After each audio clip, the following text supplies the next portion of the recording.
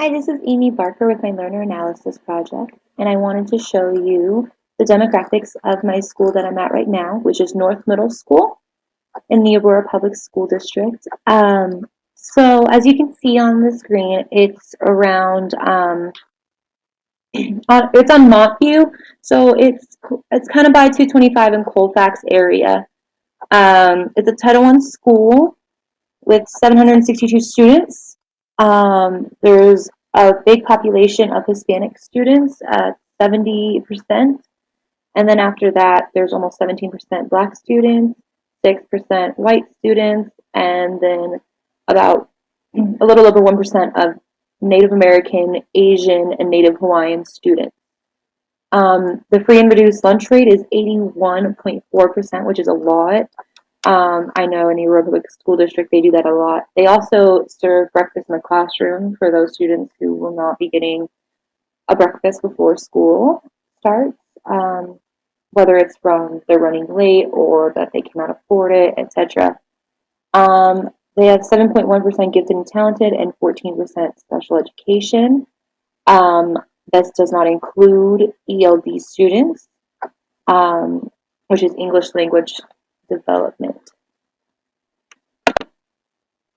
The student that I am, or that I did for my learner analysis project, is a male Hispanic student, so he's in the majority here. He is in the English language, or he is an English language learner, and he's in the English language development program here. He's been in it since 6th grade. He's had the same teacher for 7th and 8th grade, so I think that helps with consistency. And he's also said that she's her favorite, or his favorite teacher. So I think that helps a lot that he has a good connection with her, especially trying to acquire that English language, because it's a very challenging thing and it takes a very long time. Nancy Cummins said it takes 6 or 7 years, I believe, depending on how long they've been in the country and how long they've been trying to develop their academic language.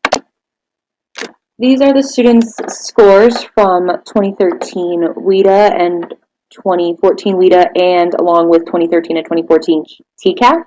And as you can see, his math score is a proficient for 2013. His math is a partial proficient for 2014.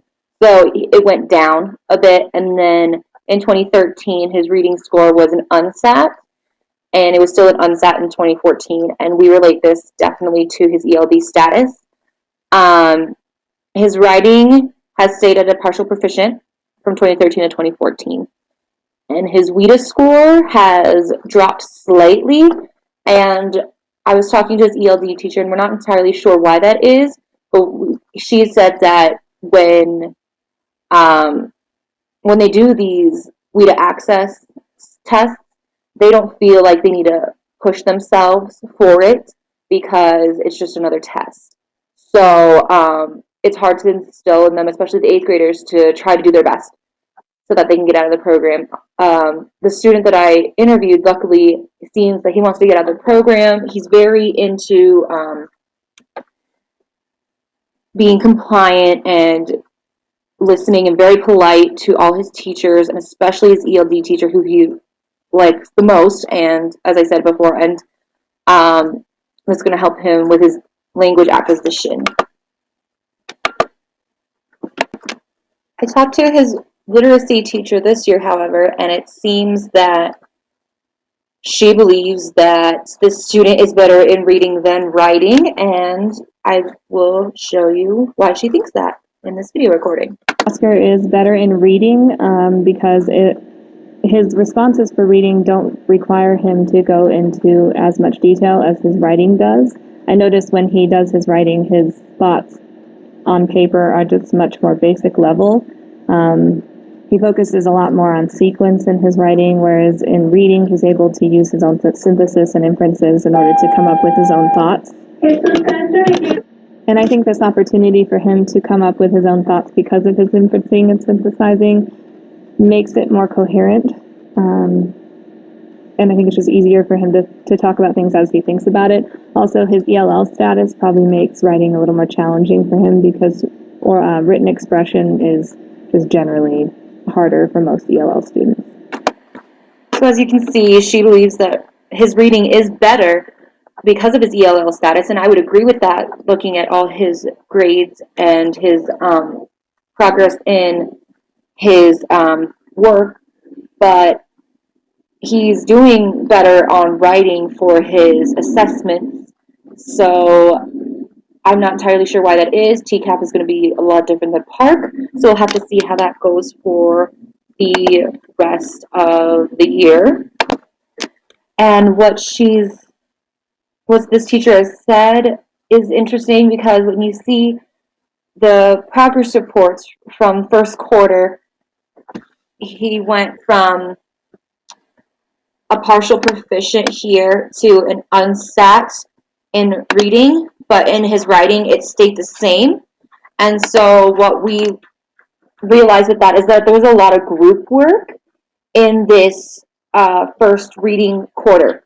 And I know that sometimes this student, as I've interviewed him, does not like to do group a lot, and I can understand why. And it's because, well, for him, he said he actually depends on the subject. So I know that he sits around a lot of his friends in class, and I'm wondering if that's why that things are a little more complicated for this last quarter. I'll show you some of the work he's done. So he has, this is his self-grading. So he gave himself a partially proficient in this SCR that he did. And this is what was part of the mini lesson I did for them. And what they had to do at first was they had to write down certain quotes that they could use for their SCR in the next day. So he had to write down how in the book Feathers, how differences can bring us closer together. In this chapter, it's very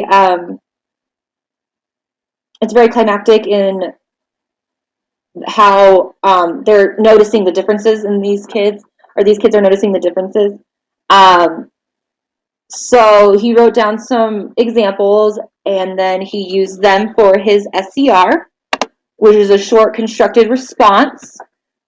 And I will show you that. And he did pretty good with that. He explained his one piece of evidence, and he made it so that we could understand if you didn't actually read this. He also got a proficient on this example that he did. They did not need to do a ton of examples. We didn't have enough time. There was fire drills and such during this, so he had to just do one example and explain it. He got proficient on it. So I thought he was doing really well with this. I think it just depends, honestly, if he needs to talk to someone or not through this. So another thing I asked the student is I asked him a lot of questions, and a lot of it was about what he liked about school, what he didn't like about school, what his favorite subject was. So I will show that, and you can see, and then I will explain how I think it's related to what I saw for observation throughout the day. Okay, what is your favorite class for school and why? My favorite class in school is science, because I like to do projects. What kind of projects? Robotics or something. Oh, okay. So he said that he liked science and he liked doing certain projects were robotics. So this is a STEM school, and what one of the teachers is doing is making robotics after school club, and so that's what he's doing.